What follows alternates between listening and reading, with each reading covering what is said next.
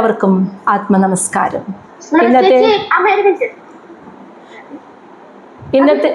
ഇന്നത്തെ നമ്മുടെ സത്സംഗം ആരംഭിക്കുകയാണ്. എല്ലാ ദിവസത്തെയും പോലെ ഈ ഒരു കർമ്മത്തെ ആ സർവേശ്വരൻ്റെ പാദങ്ങളിൽ അർപ്പിച്ചുകൊണ്ട് നമുക്ക് ആരംഭിക്കാം.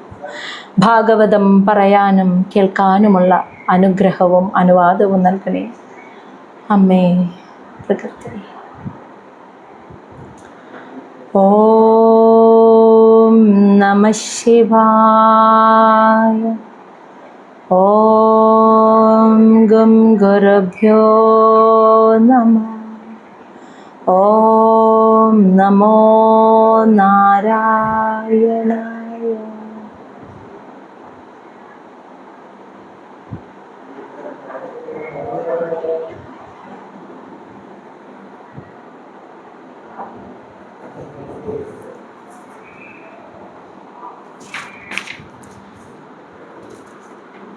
എന്താണെന്ന് വെച്ചാൽ പറഞ്ഞോളൂ രൂപ.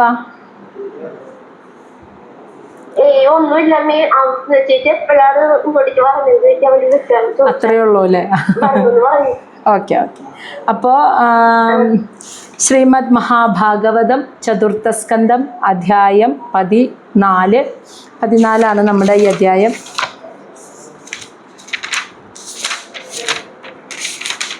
അതെ, 14 അവസാന ഭാഗമാണ് ഇന്ന്. അപ്പം നമ്മൾ വേനൻ്റെ ചരിതമാണ് കണ്ടുകൊണ്ടിരിക്കുന്നത്. വേനൻ്റെ ദുഷ്പ്രവൃത്തികൾ കണ്ട മഹർഷിമാർ വേനനെ രാജാവാക്കി അതേ മഹർഷിമാർ വേനനെ ഉപദേശിക്കാൻ ചെന്നപ്പോൾ അവരുടെ ഉപദേശം കേട്ട വേനൻ്റെ മറുപടി എന്തായിരുന്നു?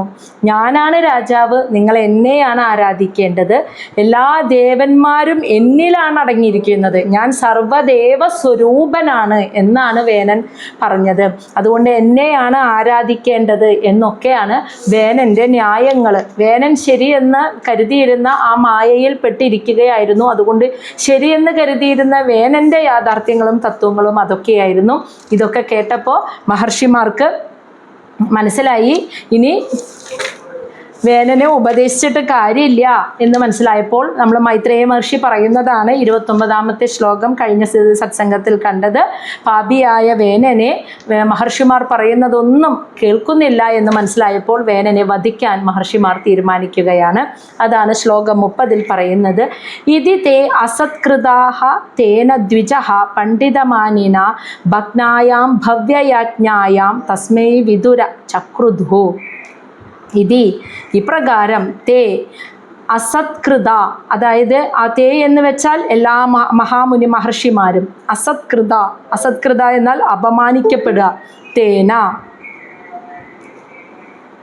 തേന എന്ന് വെച്ചാൽ ആ രാജാവിനാൽ, വേനനാൽ, ദ്വിജ ഋഷിമാർ, പണ്ഡിതമാനിന സ്വയം ഒരു പണ്ഡിതനാണെന്ന് ഭാവിച്ചിരിക്കുന്ന ആ തേന ആ വേനനാൽ ഇപ്രകാരം ആ ദ്വിജ ഋഷിമാരെല്ലാം അസത്കൃത അപമാനിക്കപ്പെട്ടപ്പോൾ ഭഗ്നായാം ഭവ്യയാജ്ഞായാം അവരെ വേനൻ്റെ ഭൂമിയുടെ രാജ്യത്തിൻ്റെ ഒക്കെ മംഗളത്തിനായി അവർ ഉപദേശിച്ചു കൊടുത്തതിനൊക്കെ ഭഗ്നായാം എന്ന് വെച്ചാൽ മുറിക്കപ്പെടുക, ഛേദിക്കപ്പെടുക എന്ന് വെച്ചാൽ അവരുടെ ഉപദേശത്തെ വേനൻ സ്വീകരിക്കാതായപ്പോൾ തസ്മൈ അവനോട് വിദുരഹ, മൈത്രേയ മഹർഷി പറയാണ്, വിദുരരെ അവനോട് മഹർഷിമാർ ചക്രുദുഹു വളരെയധികം കോപമുള്ളവരായി തീർന്നു എന്ന്.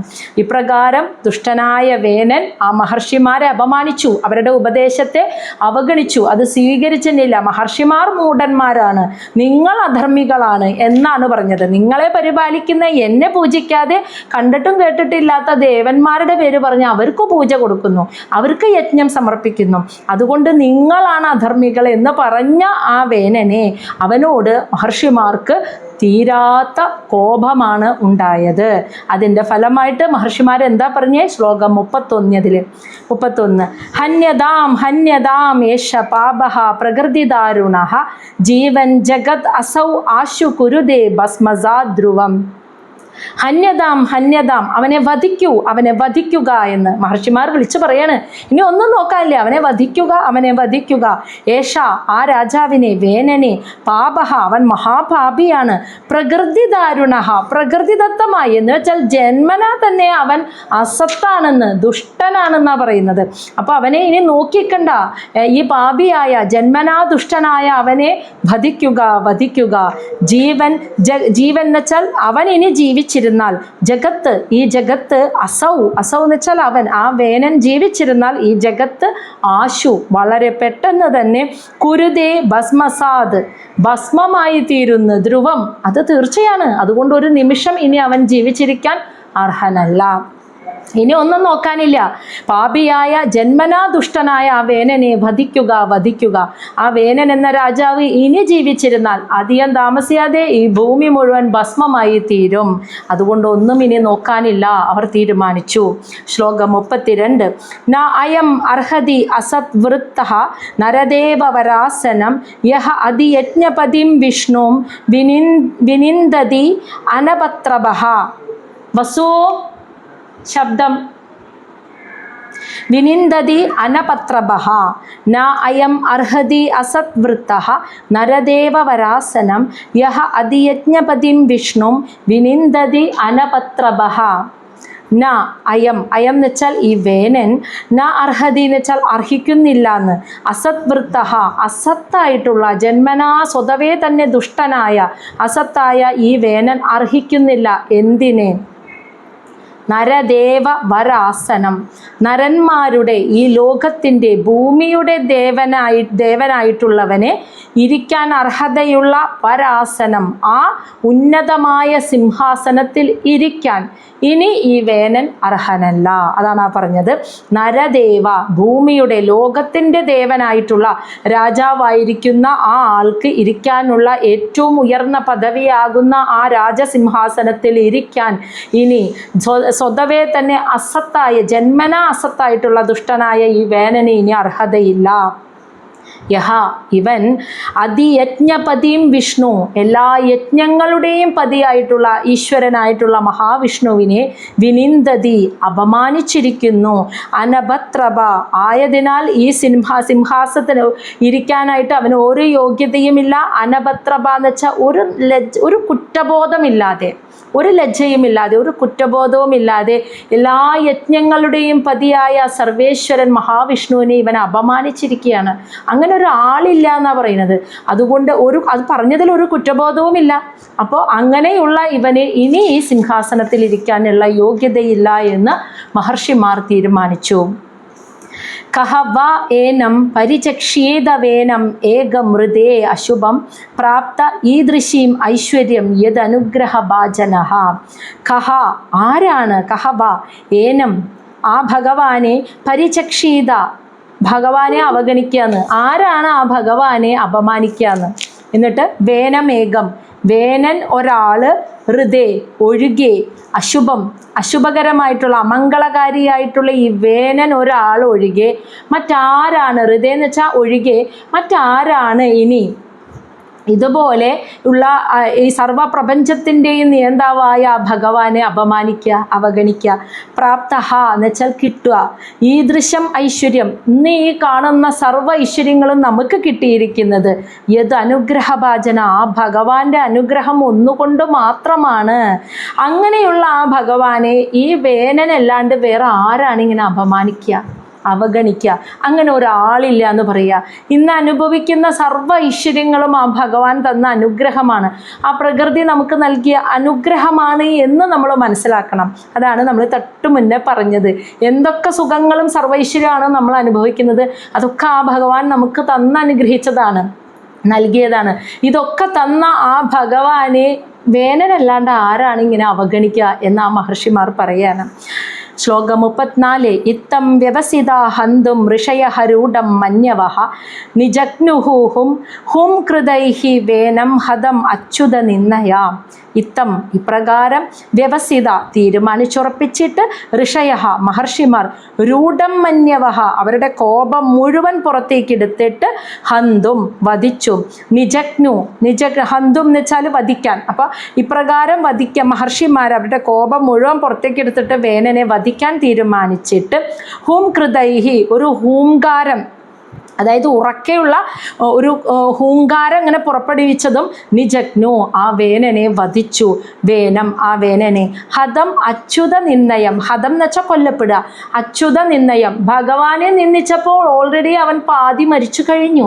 അങ്ങനെയുള്ള വേനനെ പൂർണ്ണമായും ആ മഹർഷിമാർ ഒരു ഹൂങ്കാരം ഉറക്കെ കോപത്തോടുകൂടി ഒരു ഹൂങ്കാരം പറഞ്ഞപ്പോൾ വേനൻ വധിക്കപ്പെട്ടു എന്നാണ് പറയുന്നത്. അപ്പോൾ വേനനെ വധിച്ചു.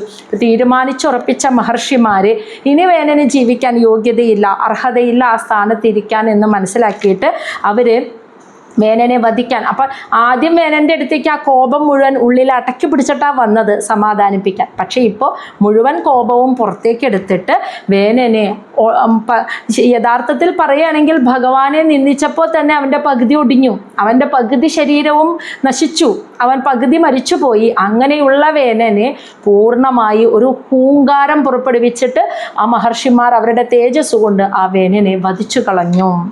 ശ്ലോകം 35.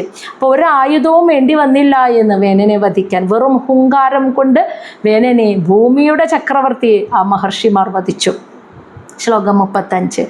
ഋഷിഭിഹി സ്വ ആശ്രമപദം ഗതേ പുത്രകളേവരം സുനീത പാലയാമാസ വിദ്യായോഗേന ശോചതി. അതിനുശേഷം ഋഷിഭിഹി ഈ ഋഷിമാര് സ്വ ആശ്രമപദം ഗതേ അവരവരുടെ ആശ്രമത്തിലേക്ക് തിരിച്ചുപോയി. വേനൻ വധിക്കപ്പെട്ടു, അവരൊക്കെ അങ്ങനെ അവരുടെ കർമ്മം പൂർത്തിയായി, അവരങ്ങനെ അവരുടെ ആശ്രമത്തിലേക്ക് തിരിച്ചുപോയി.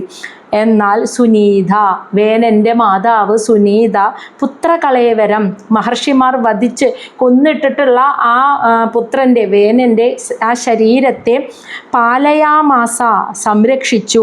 ശോചതി അതീവ ദുഃഖത്തോടെ വിദ്യായോഗേന മന്ത്രം ജപിച്ചും ചില നശിച്ചു പോവാത്ത ശരീരം നശിച്ചു പോവാത്ത ചില പദാർത്ഥങ്ങൾ ചേർത്തും ഒരു എണ്ണത്തോണിയിൽ സൂക്ഷിക്കുക എന്നൊക്കെയാണ് അതിനെ പറയുക. മന്ത്രം ജപിച്ചും ശരീരം ദ്രവിച്ചു പോവാതിരിക്കാനുള്ള ചില പദാർത്ഥങ്ങൾ ഒഴിച്ചിട്ട് ഈ വേനൻ്റെ ശരീരം ആ വേനൻ്റെ അമ്മ സുനീത ദുഃഖത്തോടുകൂടി സൂക്ഷിച്ചു വെച്ചു. സാധാരണ അങ്ങനെ സംഭവിക്കാറില്ല, ഒരു അച്ഛനമ്മമാരും അന്നത്തെ കാലത്ത് അങ്ങനെ ചെയ്യില്ല. പക്ഷേ ഇവിടെ വേനനെ വധിച്ചിട്ട് മഹർഷിമാർ തിരിച്ചു പോയപ്പോൾ എത്രയായാലും അമ്മയാണല്ലോ, സുനീതയുടെ മനസ്സിലൊരു തോന്നൽ, എൻ്റെ മകൻ്റെ ഈ ശരീരം നശിച്ചു പോവരുത്, ആ ശരീരം എനിക്ക് എന്നും കാണണം. എന്തോ ആ അമ്മയ്ക്ക് അങ്ങനെ ഒരു തോന്നൽ, അവരുടെ ഉള്ളിൽ ആ മനസ്സിലെ പ്രകൃതി അങ്ങനെയാണ് ചലിപ്പിച്ചത്. ആ തോന്നലിൽ നിന്നും അമ്മ ആ ശരീരത്തെ കൊണ്ടുവന്ന് ദുഃഖത്തോടുകൂടി മന്ത്രങ്ങൾ ജപിച്ച് ഒരു പദാർത്ഥങ്ങളൊക്കെ ഒഴിച്ച് ഒരു എണ്ണത്തോണിയിൽ വേനൻ്റെ പുത്രൻ്റെ ശരീരത്തെ സൂക്ഷിച്ചു വെച്ചു, നശിക്കാതെ. അങ്ങനെ കുറേ നാളുകളൊക്കെ കഴിഞ്ഞു. മഹർഷിമാരെന്ത് കരുതി, വേനൻ മരിച്ചു കഴിഞ്ഞാൽ രാജ്യം ഇനി രാജാവിൻ്റെ ക്രൂരത ജനങ്ങൾ അനുഭവിക്കേണ്ടി വരില്ല, സ്വസ്ഥമായിട്ടിരിക്കും എന്നൊക്കെയാണ് മഹർഷിമാർ കരുതിയത്. അങ്ങനെ കുറേ നാളുകൾ കഴിഞ്ഞോട്ടാ. ശ്ലോകം 36. ഏകദാ മുനയഃ തേ തു സരസ്വത്സലീല ആപ്ലുതഃ ഹുത്വാ അഗ്നീൻ സത്കഥഃ ചക്രു ഉപവിഷ്ട സരിത്തടേ. ഏകദാ ഒരിക്കൽ മുനയഃ തേ ആ മഹർഷിമാർ സരസ്വത്സലീല സരസ്വതി നദിയിലെ ജലത്തിൽ ആപ്ലുതഃ സ്നാനം ചെയ്തിട്ട് ഹുത്വ അഗ്നീൻ ആ യാഗാഗ്നിയിലേക്ക് തർപ്പണങ്ങളൊക്കെ നടത്തിയിട്ട് വസോ സരിത്തടേ ആ സരസ്വതി നദിയുടെ തീരത്ത് ഉപവിഷ്ട ഇരുന്നിട്ട് സത്കഥാ ചക്രു ഹരികഥകൾ പറഞ്ഞിങ്ങനെ ഇരുന്നു എന്ന്. അങ്ങനെ വേനനെയൊക്കെ വധിച്ചു കഴിഞ്ഞ് അവരവരുടെ ആശ്രമങ്ങളിലേക്ക് തിരിച്ചുപോയി. കുറേ നാൾ കഴിഞ്ഞപ്പോൾ ഒരു ദിവസം സരസ്വതി നദിയിലെ ജലത്തിൽ സ്നാനം ചെയ്തു വന്ന മഹർഷിമാർ ആ നദിയുടെ തീരത്തെ യാഗാഗ്നിയിലേക്ക് തർപ്പണങ്ങളൊക്കെ നടത്തിയിട്ട് ആ സരസ്വതി നദിയുടെ തീരത്തിരുന്ന് അവരിങ്ങനെ ഹരികഥകൾ പറഞ്ഞിങ്ങനെ രസിച്ച് അവരിയ്ക്കുകയായിരുന്നു കേട്ടോ. അങ്ങനെ ഇരിക്കുന്ന സമയത്ത് പെട്ടെന്ന് അവർക്ക് ആ മഹർഷിമാരാണല്ലോ, അവർക്ക് ആ ഒരു അവരുടെ യോഗശക്തിയാൽ അവരുടെ ജ്ഞാനദൃഷ്ടിയിൽ അവർക്കൊരു അനുഭവം പെട്ടെന്ന് വന്നു. ആ അനുഭവം എന്തെന്നാണ് 37-ാമത്തെ ശ്ലോകത്തിൽ പറയുന്നത്. വീക്ഷ്യ ഉത്തിതാൻ മഹോ ഉത്പാദാൻ ആഹു ലോകഭയങ്കരം മഹോ ഉത്പാദാൻ ആഹു ലോകഭയങ്കരാൻ അഭി അഭദ്രം അനാഥായ ദസ്യുഭ്യഃ ന ഭവേദ്ഭുവഃ വീക്ഷ്യ ഉത്ഥിതാൻ മഹോ ഉത്പാദാൻ ആഹു ലോകഭയങ്കരാൻ അഭി അഭദ്രം അനാഥായ തസ്യുഭ്യഃ ന ഭവേദ്ഭുവഃ. വീക്ഷ്യ, ഈ മഹർഷിമാർ ഇങ്ങനെ ഭഗവത് കഥകൾ പറഞ്ഞ് സരസ്വതി നദിയുടെ തീരത്ത് ഇങ്ങനെ ഇരിക്കുന്ന സമയത്ത് അവരുടെയൊക്കെ ഉള്ളിൽ ഒരു ജ്ഞാനദൃഷ്ടിയിൽ അവർ പെട്ടെന്ന് കാണുകയാണെന്ന്. വീക്ഷ്യ, അവർ കാണുകയാണ് ഉത്തിതാൻ എന്ന് വെച്ചാൽ വർദ്ധിച്ചു വരുന്നു, ലോകഭയങ്കരാൻ ഈ ലോകത്തെ മുഴുവൻ ജനങ്ങളെയും ഭയപ്പെടുത്തുന്ന രീതിയിൽ, മഹോ ഉത്പാദാൻ വലിയ വലിയ അപകടങ്ങളും അശുഭ ലക്ഷണങ്ങളും വർദ്ധിച്ചു വരുന്നതായി അവർ പെട്ടെന്ന് ഉള്ളിൽ അവർക്കൊരു ദർശനം കിട്ടിയെന്ന്. ഇങ്ങനെ സംസാരിച്ചുകൊണ്ടിരിക്കുന്ന സമയത്ത് ഈ ലോകത്തെ ജനങ്ങളെയൊക്കെ അത്യധികം ഭയപ്പെടുത്തുന്ന രീതിയിൽ വലിയ വലിയ അപകടങ്ങളും അശുഭങ്ങളും ഉണ്ടാകാൻ പോകുന്നതായിട്ട് അവരുടെ ഉള്ളിൽ ഒരു ദർശനം അവർ കണ്ടു. ആഹു, അപ്പോൾ അവർ പരസ്പരം പറഞ്ഞു എന്ന്. എന്താണ് പറഞ്ഞത്? അഭി അഭദ്രം അനാഥായ ദസ്യുഭഃ ന ഭവേദ്ഭുവഃ. ഭുവഃ ഈ ഭൂമിയിൽ, അനാഥായ അനാഥമായ ഈ ഭൂമിയിൽ എന്ന് വെച്ചാൽ ഇപ്പോൾ ഭരിക്കാൻ ഭൂമിക്കൊരു ചക്രവർത്തിയില്ല.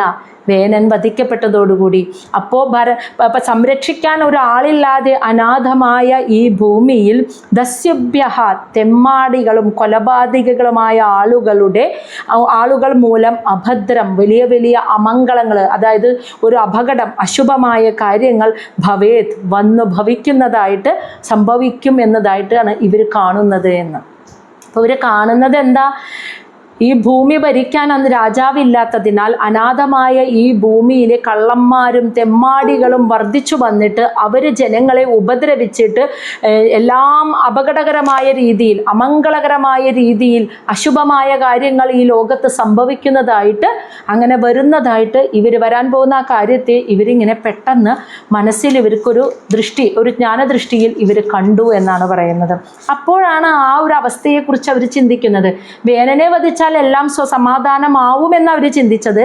പക്ഷേ രാജാവില്ലാതെ വരുമ്പോൾ, ശിക്ഷിക്കാൻ ആളില്ലാതെ വരുമ്പോൾ, നിയന്ത്രിക്കാൻ ഒരാളില്ലാതെ വരുമ്പോൾ, മനുഷ്യന് അങ്ങനെ ഒരു സ്വഭാവം ഉണ്ടല്ലോ അല്ലേ, പേടിക്കാൻ, നിയന്ത്രിക്കാൻ ആളില്ലാതെ വന്നാൽ പിന്നെ കെട്ടുപൊട്ടിയ പട്ടം പോലെയാണ് മനുഷ്യൻ്റെ തീരുമാനങ്ങൾ, അവൻ്റെ ജീവിതം പോവുക, നിയന്ത്രിക്കാൻ ആളില്ലാതെ വന്നു കഴിയുമ്പോൾ. അപ്പോൾ അങ്ങനെ വന്നപ്പോൾ തെമ്മാടികൾ, കൊലപാതകികൾ, അങ്ങനെയുള്ള ദുഷ്ടന്മാർ പെരുകി.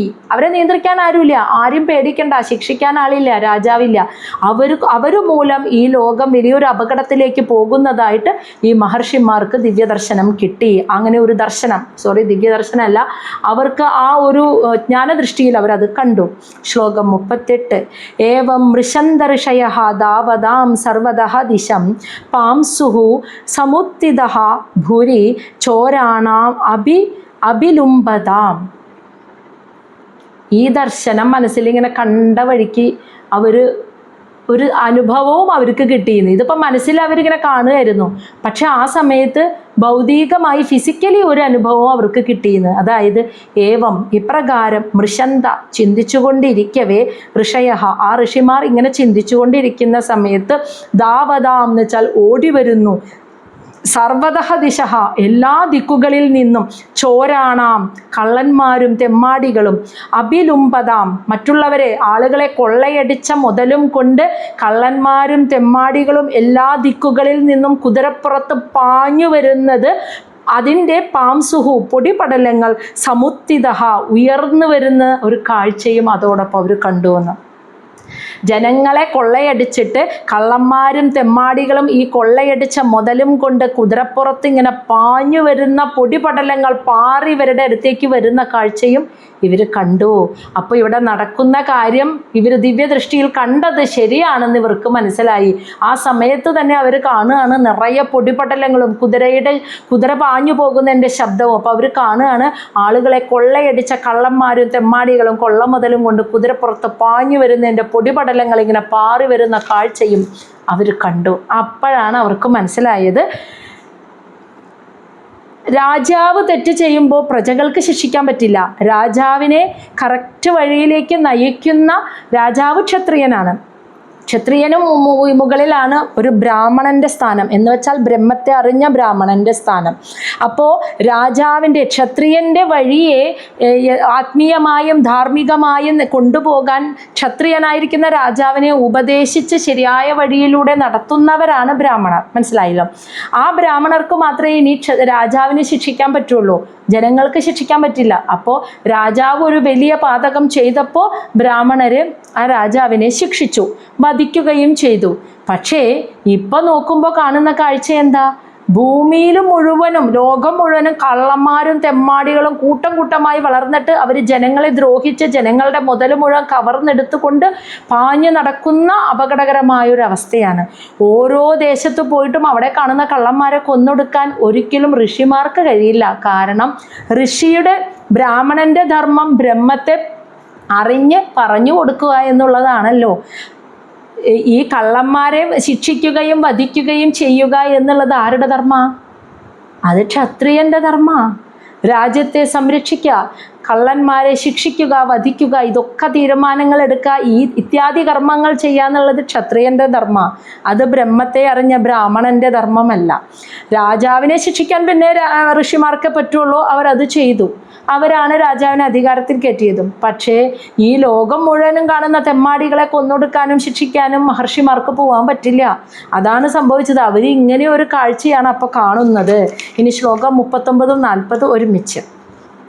തദുപദ്രവം ആജ്ഞായ ലോകസ്യ വസുലുംബതാം ഭർത്തരി ഉപരതേ തസ്മിൻ അന്വേന്യം ച ജിഗാംസതാം ചോരപ്രായം ജനപദം ഹീനസത്വമരാജകം ലോകാൻ ന അവാരയൻ ശക്ത അഭി തത് ദോഷദർശിനഃ.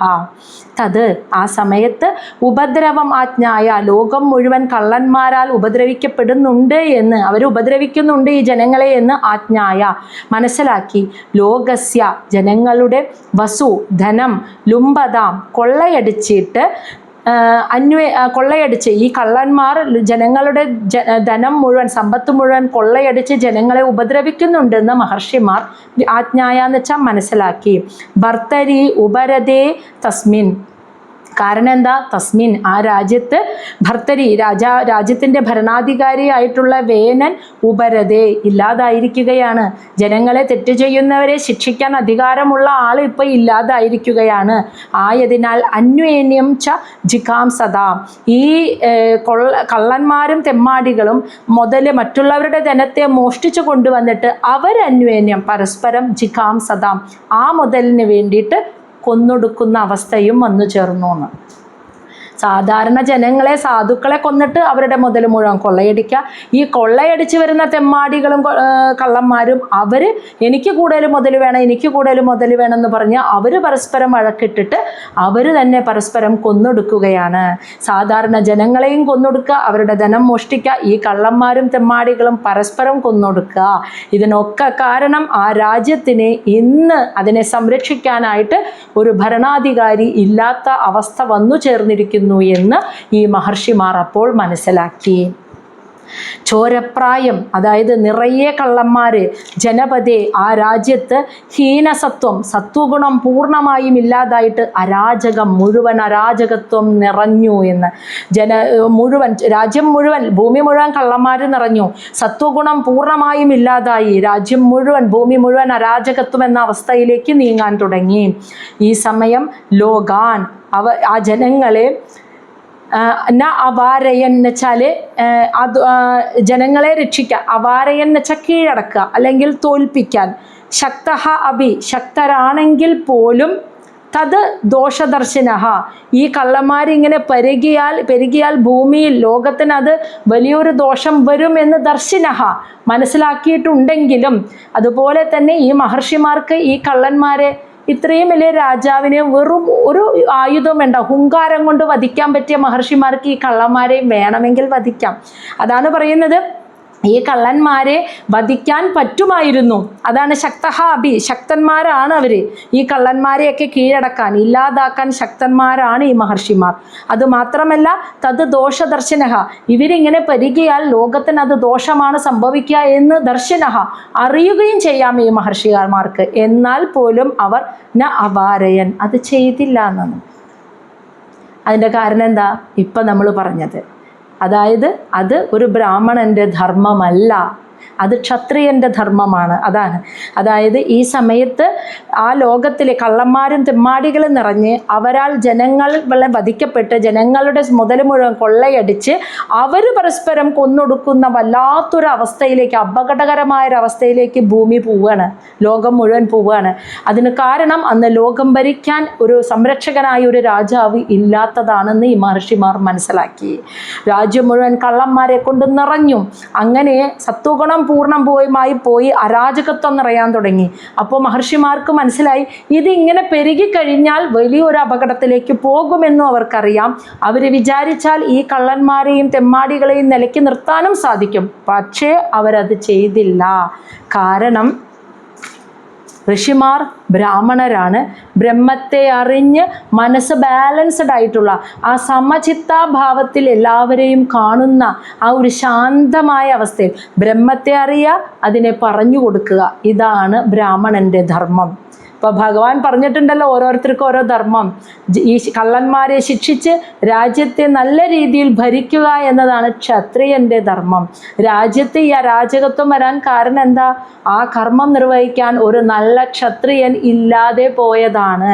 അപ്പോൾ രാജാവിനെ വധിക്കാൻ പറ്റും, പക്ഷേ ലോകത്തുള്ള മുഴുവൻ കള്ളന്മാരെയും കൊന്നൊടുക്കുക ഒരിക്കലും ബ്രാഹ്മണൻ്റെ ധർമ്മമല്ല. ബ്രാഹ്മണൻ അത് ചെയ്തു കഴിഞ്ഞാൽ ഇവർ വീണ്ടും അധർമ്മം ചെയ്തതിന് തുല്യമാവും. സ്വന്തം ധർമ്മമല്ല അത് ചെയ്യേണ്ടത് ക്ഷത്രിയനാണ്. അതൊരിക്കലും ഇവരുടെ കർമ്മമല്ല. അപ്പോൾ അത് മനസ്സിലാക്കിയപ്പോൾ ഇതൊക്കെ അതിനെ എതിർക്കാൻ, അതിനെയൊക്കെ ഇല്ലാതാക്കാൻ ശക്തിയുണ്ടെങ്കിൽ പോലും, ഇതിൻ്റെ വലിയ വരാൻ പോകുന്ന ആപത്ത് അറിയാമെങ്കിൽ പോലും ഈ മഹർഷിമാർ അത് ചെയ്തില്ല. കള്ളന്മാരെയും തെമ്മാടികളെയും നിലയ്ക്ക് നിർത്തുക എന്നൊരു കർമ്മം അവർ ചെയ്തില്ല. വേണമെങ്കിൽ വധിക്കാമായിരുന്നു, എന്നാൽ പോലും ചെയ്തില്ല. ശ്ലോകം 41 അതിൻ്റെ കാരണം പറയാണ്: ബ്രാഹ്മണഃ സമദൃക് ശാന്തഃ ദീനാനാം സമുപേക്ഷകഃ ശ്രവതേ ബ്രഹ്മ തസ്യ അഭി ഭിന്നഭാണ്ഡാത് പയഃ യതഃ. പക്ഷേ തീരുമാനങ്ങൾ ഇപ്പോൾ എടുക്കാൻ കെൽപ്പുള്ള ഈ ബ്രാഹ്മണർ, രാജാവിനെ പോലും ഉപദേശിച്ചു കൊടുക്കേണ്ട ഈ ബ്രാഹ്മണർ, രാജാവില്ലാത്ത സമയത്ത് ജനങ്ങൾ ഇത്രയും ദുരിതങ്ങൾ അനുഭവിക്കുമ്പോൾ അത് കണ്ട് മിണ്ടാതെ ഇരിക്കാൻ അവർക്ക് പറ്റുമോ? അതും സാധിക്കില്ല. എന്നാൽ ഈ കള്ളന്മാരെയും തെമ്മാടികളെയും തേടി പിടിച്ച് കൊല്ലാൻ നടക്കാൻ അവർക്ക് പറ്റുമോ? അതും സാധിക്കുകയില്ല. അതാണ് ഇവിടെ പറയുന്നത്. ബ്രാഹ്മണഃ, ഒരു ബ്രാഹ്മണൻ സമദൃക്കാണ്, സമചിത്തതയോടെ എല്ലാവരെയും ഏകഭാവത്തിൽ കാണുന്നവനാണ്. ശാന്തഃ, ശാന്തനുമാണ്. പക്ഷേ ദീനാനാം, ദീനത, ദുഃഖം അനുഭവിക്കുന്ന പാവപ്പെട്ടവരെ സമുപേക്ഷ, അവഗണിക്കുകയാണെങ്കിൽ, ബ്രാഹ്മണനാണ്, ബ്രഹ്മത്തെ അറിഞ്ഞവനാണ്, ശാന്തമായ മനസ്സും സമചിത്തതയും ഉള്ളവനാണ്, ഇതൊക്കെ ശരിയാണ്. പക്ഷേ അവൻ്റെ കണ്ണിൻ്റെ മുന്നിൽ, നമ്മളിപ്പോൾ പറഞ്ഞ ഒരു കാര്യം, അവൻ്റെ കണ്ണിൻ്റെ മുന്നിൽ ഒരു ദീനൻ, ഒരാൾ കിടന്ന് വിഷമിക്കുന്നത് കാണുമ്പോൾ അവനെ അവഗണിച്ചാൽ, അത് അവഗണിച്ച് ഇത് എൻ്റെ ഡ്യൂട്ടി അല്ല എന്ന് വിചാരിച്ച് അതിനെ അവഗണിച്ച് കടന്നു പോയാൽ, അതാണ് പറയുന്നത്, അങ്ങനെ പോയാൽ ശ്രവതേ എന്ന് വെച്ചാൽ ചോർന്നു പോകുന്നു. ബ്രഹ്മഃ, അവരിത്ര നാളും ആ യോഗാവസ്ഥയിലെത്താൻ നേടിയെടുത്ത അതുകൊണ്ട് നേടിയെടുത്ത ബ്രഹ്മജ്ഞാനം മുഴുവൻ അവരിൽ നിന്നും ചോർന്നു പോകുന്നു. തസ്യ അഭി, അവൻ എത്ര വലിയ ഋഷിയാണെങ്കിൽ പോലും, ഭിന്നഭാണ്ഡാത്ത് എന്ന് വെച്ചാൽ ഒരു പൊട്ടിയ കലത്തിൽ നിന്നും പയഹ, പാല് യഥാ, എങ്ങനെ ചോർന്നു പോകുന്നു അതുപോലെ എന്ന്. ഒരു പൊട്ടിയ പാത്രത്തിൽ പാലൊഴിച്ച് വെച്ചാൽ എങ്ങനെ ആ പാല് ചോർന്നു പോകും? അതിലിരിക്കോ? ഇല്ല. എങ്ങനെ ചോർന്നു പോകും? അതുപോലെ എത്ര വലിയ ശാന്തനാണെങ്കിലും, എത്ര വലിയ സമചിത്തനാണെങ്കിലും, ബ്രഹ്മജ്ഞാനം നേടിയനാണെങ്കിലും അവൻ്റെ കൺമുന്നിൽ ഒരു സാധു മനുഷ്യൻ ദുഃഖിക്കുന്നതും വേദനിക്കുന്നതും കണ്ടിട്ട് ഇതെൻ്റെ ധർമ്മമല്ല എന്നും പറഞ്ഞ് കാണാതെ പോയി കഴിഞ്ഞാൽ അവൻ അത്രയും കാലം കൊണ്ട് നേടിയെടുത്ത മുഴുവൻ ബ്രഹ്മജ്ഞാനവും അവനിൽ നിന്നും, ഒരു പൊട്ടിയ പാത്രത്തിൽ പാൽ സൂക്ഷിച്ചാൽ അത് എങ്ങനെ ചോർന്നു പോകുന്നു അതുപോലെ അവന് നഷ്ടപ്പെടുന്നു. ആ ബ്രഹ്മജ്ഞാനം മുഴുവൻ നഷ്ടപ്പെടുമെന്നാണ് പറയുന്നത്. അതുകൊണ്ട് മഹർഷിമാർക്ക് ഒരിക്കലും ഇതൊക്കെ ഇവിടെ നടക്കുമ്പോൾ ജനങ്ങൾ അങ്ങനെയൊക്കെ അനുഭവിച്ചോട്ടെ, ഇത് ഞങ്ങളുടെ ഡ്യൂട്ടി അല്ല എന്ന് പറഞ്ഞ് കണ്ണടച്ചിരിക്കാനും പറ്റില്ല. ഇറങ്ങിച്ചെന്ന് ആ ദുഷ്ടന്മാരെ മുഴുവൻ കൊന്നൊടുക്കാനും പറ്റില്ല. അത് അവരുടെ ധർമ്മമല്ല. അപ്പോൾ എന്ത് ചെയ്യണമെന്ന് അവർ ആലോചിച്ചു. അതാണ് ഇനി പറയുന്നത് 42. ന അംഗസ്യ വംശഃ രാജർഷേയേഷ സംസ്ഥാതുമർഹതി അമോഘവീര്യാഹി നൃപ വംശേ അസ്മിൻ കേശവ ആശ്രയഃ. അംഗസ്യ, അംഗരാജാവ്, വേനൻ്റെ അച്ഛൻ ഉണ്ടല്ലോ അന്നുള്ളതാണ്. ആ അച്ഛനോടൊപ്പം ഉണ്ടായിരുന്ന ഋഷിമാരാണിത്. അംഗരാജാവ് അത്രയും സാത്വികനായിരുന്നു അല്ലേ? അവരെന്ത് പറഞ്ഞു അതുപോലെ കേട്ട് മുക്തിപഥത്തിലേക്ക് നീങ്ങിയ ആളാണ്. ആ അംഗരാജാവിൻ്റെ വംശപരമ്പര, രാജർഷിയായിരുന്നു അംഗരാജാവ്. രാജർഷിയായ അംഗരാജാവിൻ്റെ വംശപരമ്പര സംസ്ഥാതു എന്ന് വെച്ചാൽ അവസാനിക്കുക, സംസ്ഥാതു എന്ന് വെച്ചാൽ അവസാനിക്കരുത്. അർഹതി, അത് നിലനിൽക്കേണ്ടത്, നിന്ന് പോവാൻ അർഹതയുള്ള വംശപരമ്പരയാണത് എന്ന് മഹർഷിമാർ തീരുമാനിച്ചു. വേനനെ നോക്കണ്ട, വേനൻ്റെ പിതാവ് അംഗരാജാവ് മുക്തിപദത്തെ പ്രാപിച്ച അത്രയും നല്ല രാജർഷിയായിരുന്നു. അദ്ദേഹത്തിൻ്റെ വംശപരമ്പരയുണ്ടല്ലോ, ആ നമുക്കറിയാലോ ധ്രുവനൊക്കെ ജനിച്ചു വന്ന വംശപരമ്പരയാണ്. ആ വംശപരമ്പര ഒരിക്കലും വേനനോടുകൂടി അവസാനിച്ചു പോകരുത്, അത് നിലനിൽക്കാൻ അർഹതയുള്ള വംശപരമ്പരയാണ് എന്ന് മഹർഷിമാർ തിരിച്ചറിഞ്ഞു.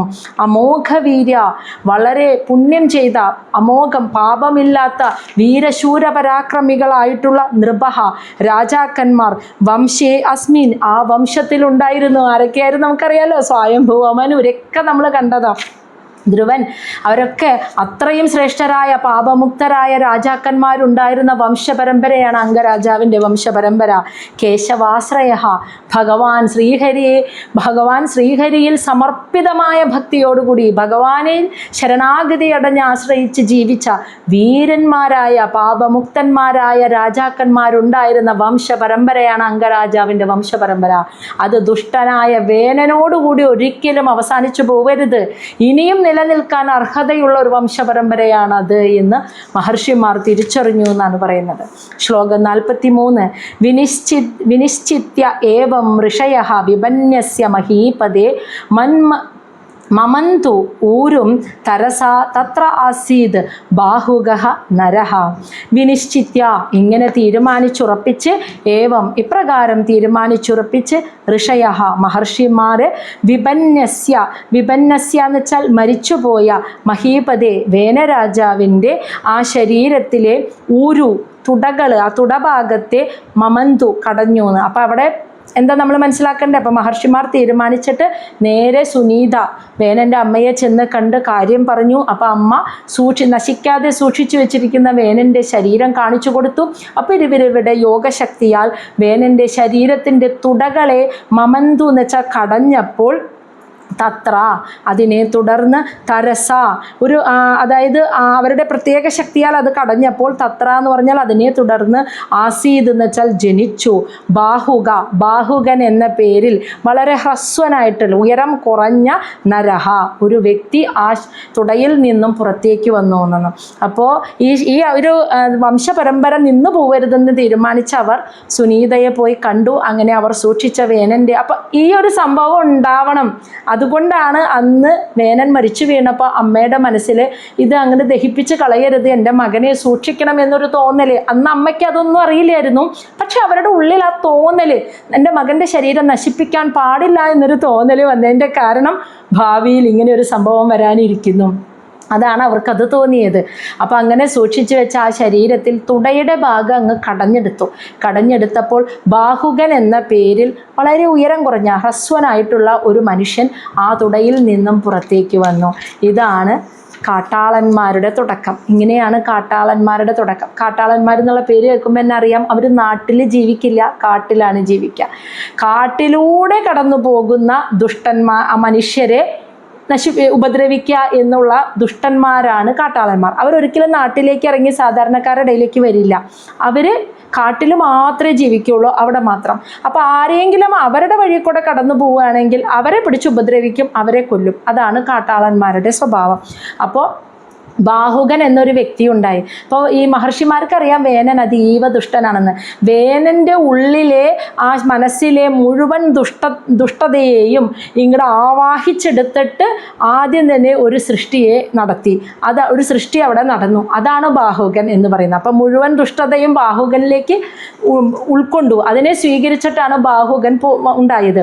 അപ്പോൾ ഇനി ആ മനസ്സിലും ആ ശരീരത്തിലും പാപക്കറയില്ല, പൂർണ്ണമായും ശുദ്ധമായി. അതിനുശേഷമാണ് അടുത്ത ജന്മം സംഭവിക്കുന്നത്. ശ്ലോകം 44. ഇനി ആ ബാഹുകൻ്റെ ശരീരത്തിൻ്റെ പ്രത്യേകതയാണ് കാകകൃഷ്ണ അതിഹ്രസ്വ അംഗ ഹ്രസ്വ ബാഹു മഹാഹനുഹു ഹ്രസ്വ പാത്നി ഹ്രസ്വ പാത്നി ഹ്രസ്വ പാത്നി നാസാ അഗ്ര രക്ത അക്ഷ താമ്രമൂർധജ ഹ്രസ്വ പാത്നിംന നാസ അഗ്ര രക്ത അക്ഷ താമ്രമൂർധജ. അപ്പോൾ കാകകൃഷ്ണ കാക്കയെ പോലെ കറുത്തത്, അതിഹ്രസ്വ അംഗ വളരെ ചെറിയ ശരീരം ഉയരം കുറഞ്ഞവൻ, ഹ്രസ്വബാഹു ചെറിയ കൈ, മഹാഹനു വലിയ താടി, ഹ്രസ്വപാത്നി ചെറിയ പാദങ്ങൾ, നാസാ അഗ്രം ചെറിയ പാദ നിമ്ന നാസാ അഗ്രഹ അങ്ങനെയാണ് കേട്ടോ, സോറി. ഹ്രസ്വപാദ് എന്ന് വെച്ചാൽ ചെറിയ പാദം, നിമ്ന നാസാ അഗ്ര അതായത് പരന്ന മൂക്കിൻ്റെ തുമ്പുഭാഗം, രക്ത അക്ഷ ചുവന്ന കണ്ണ്, താമ്രമൂർധജ അതായത് ചെമ്പിച്ച മുടി. ഇതൊക്കെയായിരുന്നു ബാഹുകൻ്റെ ശരീരം.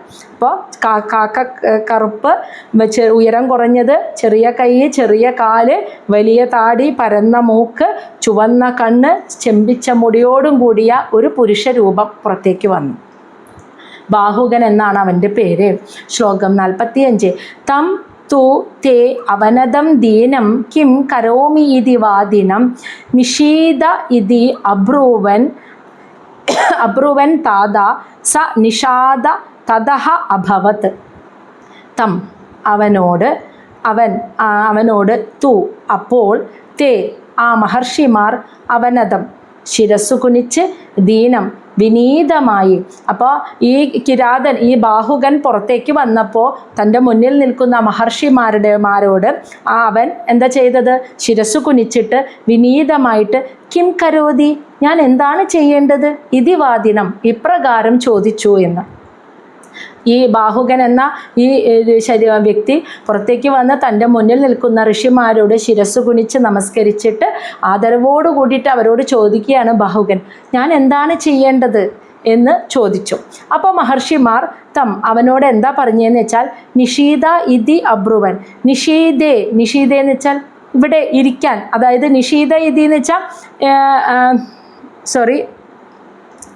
നിഷീദേ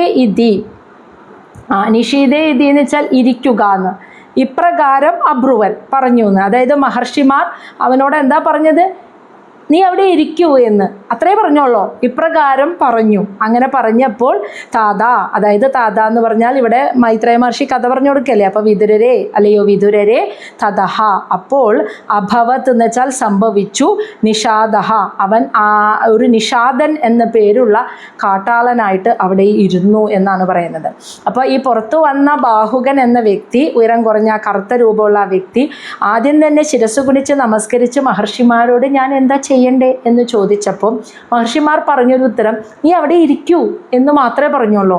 അങ്ങനെ അത്രയും പറഞ്ഞു. അതിനുശേഷം പറയുന്നത് മൈത്രേയ മഹർഷി വിതുരരോട് പറയാണ്, അല്ലയോ വിതുരരെ, അവനിൽ നിന്നാണ് നിഷാദവംശം കാട്ടാളന്മാരുടെ വംശപരമ്പര അഭവത്ത് ഉണ്ടായത് എന്ന്. അപ്പം മഹർഷിമാർ അവനോട് പറഞ്ഞ വാക്ക് എന്താ? അവിടെ ഇരിക്കൂ എന്ന്, അതായത് ഒരു സ്ഥലത്ത് ഇരിക്കൂ എന്ന്. അപ്പോൾ കാട്ടാളന്മാരുടെ സ്വഭാവം എന്താ? അവരിങ്ങനെ ഇപ്പോൾ ഭൂമിയിൽ കണ്ട ദുഷ്ടന്മാരെ പോലെ ലോകം മുഴുവൻ ഇങ്ങനെ ചുറ്റി നടന്ന ആളുകളെ കൊന്നൊടുക്കുന്ന സ്വഭാവം ഉണ്ടല്ലോ, അതല്ല കാട്ടാളന്മാരുടെ സ്വഭാവം. അവരൊരു സ്ഥലത്തേ വസിക്കുള്ളൂ, കാടിൻ്റെ ഉള്ളിൽ. അവിടെ നിന്ന് അവർ നഗരത്തിലേക്ക്, ജനങ്ങളുടെ ഇടയിലേക്ക് ഇറങ്ങി വരികയില്ല. അവരുടെ വഴിയിലൂടെ ആരെങ്കിലും പോയാൽ അവരെ പിടിച്ച് കൊല്ലും. അല്ലാതെ ഒരു എല്ലാവടെയും ഇങ്ങനെ ചുറ്റി നടന്ന് ആളുകളെ ദ്രോഹിക്കില്ല കാട്ടാളന്മാർ. അതാണ് കാട്ടാളന്മാർ. അപ്പോൾ ഒരേ സ്ഥലത്ത് തന്നെ ഇരിക്കുക. മഹർഷിമാരെന്താ പറഞ്ഞു കഴിഞ്ഞാൽ അവിടെ ഇരിക്കുമെന്ന്. അപ്പോൾ ഒരേ സ്ഥലത്ത് തന്നെ ഇരിക്കുക, അതതിൻ്റെ അർത്ഥം അവിടെ തന്നെ വസിച്ചുകൊണ്ട് അവരുടെ ഭാഗത്തിലൂടെ സഞ്ചരിക്കുന്ന ആളുകളെ കൊന്നൊടുക്കി ആ ക്രൂരത ചെയ്യുന്ന കാട്ടാള വംശം അങ്ങനെ ഉണ്ടായി. വേനൻ്റെ ഉള്ളിലെ എല്ലാ നെഗറ്റീവ് തോട്ട് ഫോംസും മാലിന്യങ്ങളും പാപകർമ്മങ്ങളും വലിച്ചെടുത്തിട്ടാണ് കാട്ടാളന്മാരായിട്ട് രൂപപ്പെട്ടത്. അവരാണ് കാട്ടാളന്മാരായി മാറിയത്. പക്ഷെ മഹർഷിമാർ അവരോട് ഇരിക്കൂ എന്ന് പറഞ്ഞപ്പോൾ അവർ ലോകം മുഴുവൻ ഇങ്ങനെ ചെതറി നടക്കില്ല, ഒരു സ്ഥലത്ത് മാത്രമേ വസിക്കൂ. ആ സ്ഥലം ഏതെന്നാണ് 46-ാമത്തെ ശ്ലോകത്തിൽ പറയുന്നത്. തസ്യ വംശാഹാതു നൈഷാദ ഗിരികാനന ഗോചരഃ യേന അഹരത് ജായമാനഃ വേനകൽമഷം ഉൽബണം. തസ്യ ആ നിഷാദവംശത്തിൻ്റെ വംശപരമ്പര നൈഷാദർ എന്ന് വിളിക്കപ്പെടുന്നു എന്ന്. ആ ബാഹുകൻ്റെ വംശപരമ്പരയാണ് നിഷാദവംശം എന്ന് വിളിക്കപ്പെടുന്നത്. ഗിരികാനന ഗോചര, കാട്ടിലും മലകളിലൊക്കെയാണ് ഇവർ വസിക്കുള്ളൂ, നഗരങ്ങളിലേക്ക് ഇവർ വരില്ല. ഏന കാരണം, അതിന് കാരണം എന്തെന്നാൽ അഹരത്ത്, അതായത്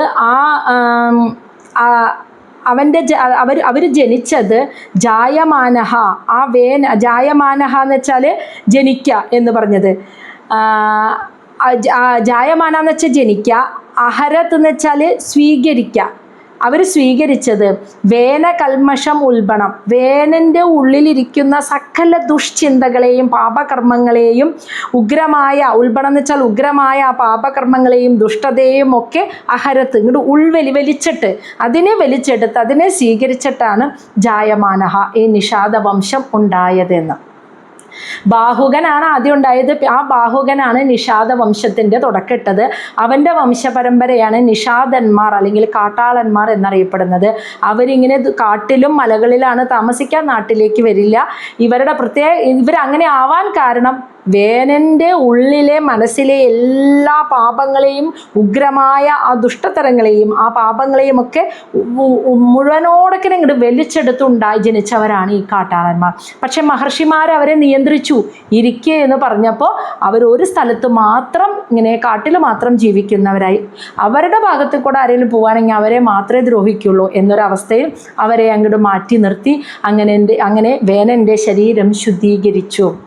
ഇത് പറയുമ്പോൾ നമുക്ക് മനസ്സിലാവുന്നില്ലേ, ഒരു വ്യക്തി പരിപൂർണമായും ശുദ്ധീകരിക്കപ്പെടണമെങ്കിൽ അവൻ്റെ കർമ്മഫലങ്ങൾ അനുഭവിച്ച് തീരണം. അപ്പോഴേ നമ്മൾ പറയില്ലേ എപ്പോഴും, കർമ്മപ്രാരാബ്ദങ്ങൾ തീരുമ്പോഴാണ് നമ്മൾ കൂടുതൽ നമ്മൾ ആ ഒരു ആത്മീയമായ വഴിയിൽ നമ്മുടെ മുകളിലേക്ക് ഏറ്റവും അടുത്തടുത്ത തലത്തിലേക്ക് നമ്മൾ പോകുക.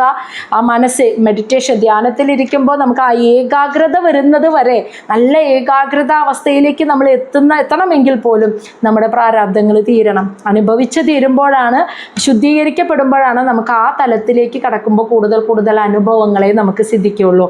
അതാണ് സ്പിരിച്വൽ ആയിട്ടുള്ള കാര്യങ്ങളിലേക്ക് മൂവ് ചെയ്യും തോറും അവന് കൂടുതൽ ദുരിതങ്ങൾ അനുഭവിക്കേണ്ടി വരുന്നത്. എന്താണെന്ന് വെച്ചാൽ അത് തെറ്റായ വഴിക്ക് പോകുന്നത് കൊണ്ടല്ല, അവൻ്റെ കൽമഷങ്ങൾ, അവൻ്റെ കർമ്മപ്രാരാബ്ദങ്ങൾ തീരുകയാണെന്ന്. അതാണ് അവന് എല്ലാ ഭാഗത്തു നിന്നും ഭയങ്കരമായ ബുദ്ധിമുട്ടുകളും വിഷമങ്ങളും ഒക്കെ സഹിക്കേണ്ടി വരുന്നത്. അവൻ്റെ കർമ്മപ്രാരാബ്ദങ്ങൾ തീർന്ന് അവൻ ശുദ്ധീകരിക്കപ്പെടുന്നതാണ്. അതാണ് ആദ്യ ഭാഗങ്ങളിൽ കുറേ ദുഃഖങ്ങളും വിഷമങ്ങളും അവൻ പ്രതിസന്ധികളും തരണം ചെയ്യേണ്ടതായിട്ട് വരുന്നത്. ഇത് പറയുമ്പോൾ നമുക്ക് നമ്മുടെ പാലാഴി മദനം ഓർക്കാം. പാലാഴി മദനത്തിൽ എന്താ സംഭവിച്ചത്? ഒരുപാട് നല്ല കാര്യങ്ങൾ അതിൽ നിന്നാണ്, ആ പാലാഴിയിൽ നിന്നാണ് ഉണ്ടായത് അല്ലേ? എന്താണ് ആയുർവിദ്യ, പിന്നെ അമരത്വം നേടാനുള്ള മരുന്ന്, പിന്നെ പാരിജാതം എന്ന വൃക്ഷം, അതുപോലെ ഇന്ദ്രൻ്റെ ആന, അങ്ങനെ ആ പാലാഴി മദനത്തിൽ നിന്നും എല്ലാം നല്ലതും ഉണ്ടായത് രണ്ടാമതാ. ആദ്യം പാലാഴി മദനത്തിൽ നിന്നും സംഭവിച്ചപ്പോൾ ആ പാലാഴിയിൽ നിന്നും പുറത്തേക്ക് വന്നത് എന്താ? കൽമഷമായിരുന്നു, കാളകൂട വിഷമായിരുന്നു ഏറ്റാദ്യം. ആ പാപം, ആ കറ പുറത്തേക്ക് പോയാലേ ശുദ്ധീകരിക്കപ്പെടുള്ളൂ, നല്ലതുണ്ടാവുകയുള്ളൂ. അപ്പോൾ പാലാഴി മരിച്ചപ്പോൾ ആദ്യം വന്നേ കാളകൂട വിഷം പുറത്തേക്ക് വന്ന് ആ അഴുക്ക്, ആ പാപം പുറത്തേക്ക് കടന്നപ്പോൾ അവിടെ ശുദ്ധീകരിക്കപ്പെട്ട ശുദ്ധമായ എല്ലാം പിന്നീടാണ് പാലാഴിയിൽ നിന്ന് വന്നത്. അതുപോലെ ഏതൊരു വ്യക്തി, ഒരു മനുഷ്യൻ്റെ ജീവിതം നോക്കുകയാണെങ്കിൽ നമ്മൾ ആ ജീവിതയാത്രയിൽ ഓരോരോ ജന്മങ്ങളെടുത്ത് പ്രാരാബ്ദങ്ങളെ തീർത്ത് പോരുമ്പോൾ കൂടുതൽ ശുദ്ധീകരിക്കപ്പെട്ടിട്ടാണ് നമ്മൾക്ക് ആ യഥാർത്ഥ ഞാൻ എന്ന ഭാവം, ആ ഒരു ഭഗവാനായി മാറണമെങ്കിൽ കൽമഷം തീരണ്ടേ, ആ പാപങ്ങൾ തീർത്ത് പോകണ്ടേ. അതിനുള്ള ആ പരീക്ഷണങ്ങൾ, അതിനുള്ള അനുഭവങ്ങളാണ് ഓരോരുത്തരും ജീവിതത്തിൽ അനുഭവിച്ചുകൊണ്ടിരിക്കുന്നത്. ഇത് നമ്മൾ മനസ്സിലാക്കി കഴിഞ്ഞാൽ ഇനി കൂടുതൽ നമ്മുടെ തോൾസഞ്ചിയിലേക്ക് വരാതിരിക്കാൻ വേണ്ടി നമുക്ക് ശ്രദ്ധിക്കാം. കൂടുതൽ മനസ്സുകൊണ്ടും ശരീരം കൊണ്ടും ബുദ്ധി കൊണ്ടും പാപങ്ങൾ ചെയ്യാതെ, ചിന്തിക്കാതെ, പറയാതെ, ഇനിയും പാപം കൂടിയാൽ ഇനിയും എടുക്കേണ്ടി വരും. എന്നിട്ട് അത് അതൊക്കെ തീർത്തു. കാരണം തീർന്നു പോവാതെ, ആ പാപം പുറത്തേക്ക് പോകാതെ, പാപകർമ്മങ്ങൾ, കർമ്മപ്രാരാബ്ദങ്ങൾ തീർത്ത് അനുഭവിച്ചത് പുറത്തേക്ക് പോവാതെ ആരും ശുദ്ധീകരിക്കപ്പെടില്ല. അതുകൊണ്ട് തന്നെ വേനൻ്റെ മനസ്സിലെ മുഴുവൻ പാപങ്ങളും പുറത്തേക്ക് പോവാതെ ആ വേനനിൽ നിന്ന് ഒരു നല്ല സൃഷ്ടി സംഭവിക്കില്ല.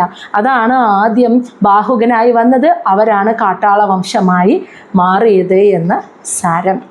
അപ്പം അത്രയും പറഞ്ഞുകൊണ്ട് ഈ ഒരു അധ്യായം ഇവിടെ അവസാനിക്കുകയാണ്. ഇനിയാണ് 15-ാമത്തെ അധ്യായത്തിൽ പൃഥു മഹാരാജാവിൻ്റെ ജനനം സംഭവിക്കുന്നത്. കാരണം ക്ഷത്രിയനില്ലാതെ ഭൂമിയെ സംരക്ഷിക്കാൻ ബ്രാഹ്മണരെ കൊണ്ട് സാധ്യമല്ല.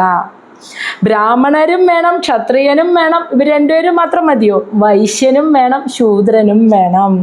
ഈ ഓരോ കർമ്മങ്ങൾ ചെയ്യാനും ആളുകൾ ഇവിടെ ഉണ്ടെങ്കിൽ മാത്രമേ ഭൂമിക്ക് നിലനിൽക്കാൻ പറ്റുള്ളൂ. അപ്പോൾ രാജാവ് ഇല്ലാണ്ടായാൽ ശരിയാവില്ല എന്ന് അവർക്ക് മനസ്സിലായി. അങ്ങനെയാണ് ഒരു ക്ഷത്രിയൻ തന്നെ വേണം ഭൂമിയെ നിയന്ത്രിക്കാൻ. അപ്പോൾ അങ്ങനെ വേനൻ്റെ ശരീരത്തിൽ നിന്നും അഴുക്കുകളെ പുറത്തേക്ക് തള്ളി അത് കാട്ടാളന്മാരാക്കി അവരെ വേറെ മാറ്റി നിർത്തി. ഇനി ആ അംഗരാജാവിൻ്റെ വംശപരമ്പരയെ കാത്തു സൂക്ഷിക്കാൻ പറ്റിയ ഒരാൾ വരണം. അത് തന്നെ ഭഗവാൻ തന്നെയാണ് പൃഥു മഹാരാജാവായി ജനിച്ചത്. അത് നമ്മൾ ഇനി അടുത്ത ആഴ്ച കാണും. മനസ്സിലായി?